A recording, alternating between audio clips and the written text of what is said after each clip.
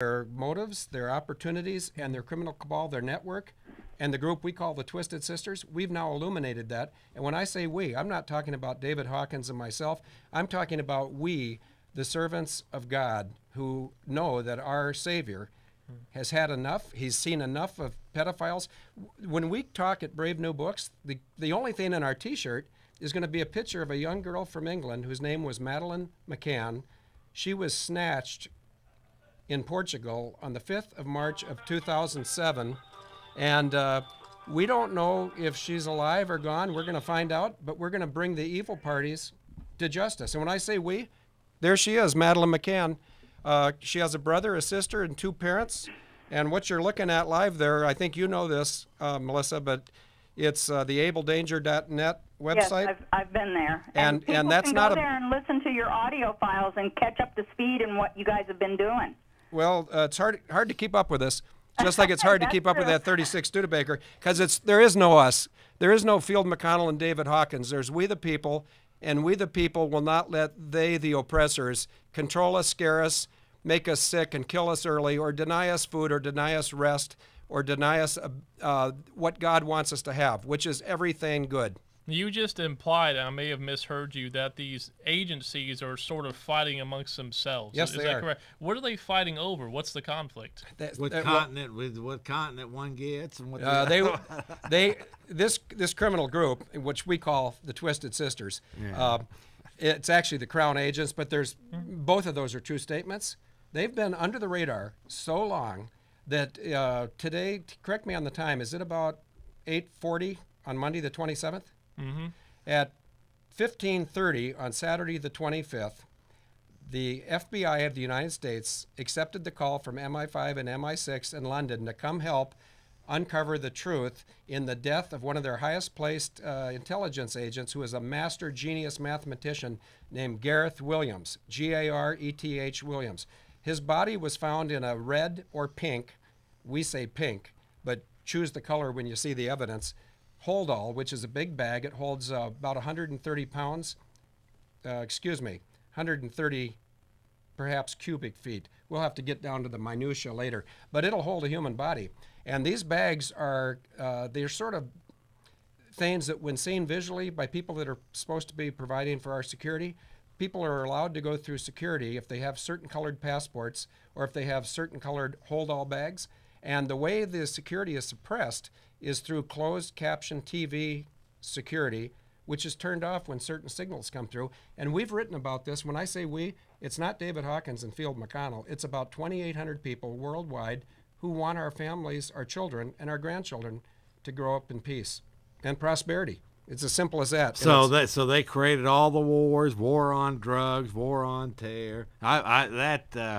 It would almost seem like there is something going on like that, wouldn't it? Absolutely, but let me tell you what the linchpin was, because I mentioned. Have you heard of the Hegelian dialectic? I've heard of it. I don't have any fluency. That's where they create the crisis in step 1, and step 2 they create fear and hysteria. I'm not afraid of them. Step 3 they come in with the solution for all the problems and the mayhem that they create. The solution is on November 2nd. I'm not political, but the people that have not served us well need to be replaced. We've got really good help in America. And I want to finish off that point that you didn't get me off of. You really don't think these midterm elections are going to stop the New World Order, do you? I think if the Crown agents are investigated by the FBI, it'll be more difficult for them to oppress America for the benefit of the Crown agents or the sovereign in England. It seems like, well, and we've heard this say before, there is no left and right. There are no Democrats, Republicans. They all serve the same agenda. So I got to ask once again, what is the difference between participating in the election?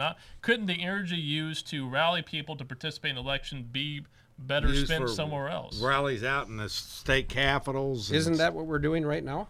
Yeah. Aren't we expending our personal energy Sure. trying to share the truth with the people? Yeah. Sure. And the truth, according to Janis Joplin and others, will set you free. And we know where the truth comes from, and we know who suppresses the truth. And it's not a big group. It's a small group. For the purpose of we in America and those countries that are under attack by our U.S. military. The truth needs to be exposed, and we need to stop hurting people. But we also need to make sure we're taking care of our people. I will say this: it seems like the more people participate in politics, the more disillusioned they become with the political process and with government. So I guess that is a silver lining. Well, let me tell you this: a lot of the people that are longtime government or political fixtures, they are living in constant fear that something they've done in the past will be exposed, or that one of their children or grandchildren will be taken as payback for them doing the right thing, serving the Congress. And they've seen snuff films of people getting hurt. And that's why we're here in Austin, by the way, to talk about Madeleine McCann. She's a Brit. I'm an American. Doesn't matter to me. We're all God's little people. I've been fighting this thing for 22, almost 22 years, and I really don't think they've bothered me too much. Except, believe it or not, folks, I actually did see black unmarked helicopters back in like 1997, 96. So yeah, so I think those were true, but I haven't seen them in like 12 years. So nobody maybe bothers we me. ran them away. Melissa, did you have a final comment? Well, just that, Field, you have energized me one more time to stand up and do the right thing. So I'm going to do my very best to be down there and shake your hand, because if what you're doing is of God, then it will be done. And if what I'm doing is not of God, he will strike me down before the brave new books. And if you come there, Melissa, if you don't want to get within rifle shot of me, if you talk to a man named Rob Hennessy, he'll give you a complimentary T-shirt and a DVD. Oh, no, I want to shake your hand, buddy. I listen to you all the time. I get to shake your hand or else. Well, that would be my pleasure, and there's other people who feel similarly. But keep in mind that we're doing this for God and little people. We're not doing it for ourselves. I know, but still, you know, the way you come across is you seem truthful and honest to me, and I always am glad to shake another honest person's hand. Well, thank you. I got to be fair. For 44 years, I was part of the world, and for 17 years, I've been part of the proposed solution. And God's on my side, and I'm on his. And isn't God's grace and mercy wonderful? It's perfect. It is. Yes. Peace, all right, Melissa. well, I'll let you go. Thank you. Thanks, Folks, Melissa. Once again, we got 6 minutes, 477-2288. We are live. We got another call here. Before we get to, well, let me take the call first, Mike, then we will. Welcome. You're on World. Okay. Mike, legendary TV director Mike Hansen wants me to ask you about these bombs on airplanes. Tell us about that. Well, bombs he's oversimplifying it. There's a term you can Google out there called Strangler's Suite, and the Strangler's Suite involves 4 weapons that are on airplanes today. They were on airplanes on 9/11, and they're very simple, and they can all be Googled. The first is the Boeing Uninterruptible Autopilot. The second is the QRS-11 gyro chip, and that's not a generic name. It's GYROCHIP. And I'll just titillate you by saying that the patent of the QRS-11 gyro chip went through Rose Law in Little Rock, Arkansas. Have you heard that name before? Yeah. Okay. The third part is SMAC-sonic insulation. It's not insulation. It's rocket propellant that goes from ambient temperature at detonation to 5,800 degrees Fahrenheit, which is a vague number for most of us non-scientists, such as myself. 5,800 Fahrenheit is 1/2 the heat of the sun at the surface of the sun. And that goes back to the evidence question. There is no evidence. When SMAC-sonic goes off, everything is reduced to plasma. There is a PhD in the studio now. If you wanted to ask him to define plasma, he could do it. Well, I was specifically asking about what is it, Mike, exactly?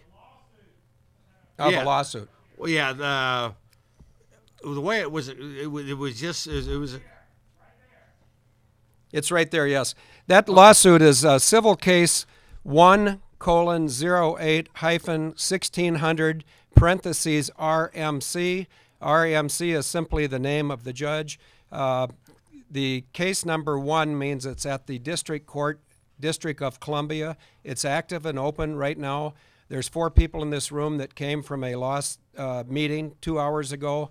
It is in play, and they are in fear. And this is simply a contractual breakdown between the Airline Pilots Association International, and the leader of that is Captain John Prater. And he, along with the FAA administrator, know everything I'm doing, and they've done nothing to either prove it right. Well, what are wrong. you saying? I still don't get what. What is the purpose of the lawsuit? To bring awareness to the illegally modified nature of airplanes on 9/11, and there's the lawsuit, and it's in the legal format. Just say that one more time. Yeah, on 9/11, the airplanes that you thought were flown into buildings, none of them were. But there were 4 drones that were flown into buildings, and both the drones and the aircraft, the real airplanes that they replaced, were flown by remote technology. And once again, that's Boeing Uninterruptible Autopilot, QRS-11 gyro chip, which is laser seeker head. So what are you saying then? That they were it was an inside job? 9/11 was an inside job? Or? That's the easy and wrong answer. 9/11 was a job put on by a consortium of evil parties, including mostly these 3 nations. Okay, correct? We got another call. Let's try it real quick. Welcome. You're on Worldwide. Hey, Jeff. Hey, Mark. How y'all doing? Good, sir. Hey, y'all doing the bakehouse thing tonight? We are. Yeah. Okay, I'm going to try to get over there tonight. All right. Yeah, basically, I don't know if y'all said it before, like, what was what they exactly were trying to achieve by doing 9/11, the insiders? Well, there was a lot of things that were done. The Patriot Act, a lot of legislation, and the whole war on terror came out of that. Mm-hmm. And the correct answer to your question, Mark, if that's the correct name, it was TOPOFF, TOPOFF. That's an annual exercise to see how the United States will operate if the top levels of our executive branch, legislative branch, judicial branch, in other words, everybody who's supposed to be running our country, if they get taken out simultaneously, such as that was the goal on 9/11, to take down the financial center of the world in New York and the military most powerful country in Washington. And the only reason why they did not succeed in topping off the United States of America is because United Flight 93, flown by Captain Jason Dahl, was 41 minutes late leaving the Newark airport. And here's a foot stomper, Newark. He left Newark airport 41 minutes late. He was too late to strike the drone replacement could not go to the Capitol because the drone replacement would have gotten to the Capitol before United 93 could be brought down. And just because you're deserving of a specific answer, let me give you this level of specificity. Well, we've got 10 seconds. See us in Chapter 12 and I'll answer it. Okay, folks. Once again, come and take it. Festival this weekend. First, second, and Friday, Saturday, and Sunday. And we'll be back next week, folks, with another big show. Love you. Peace.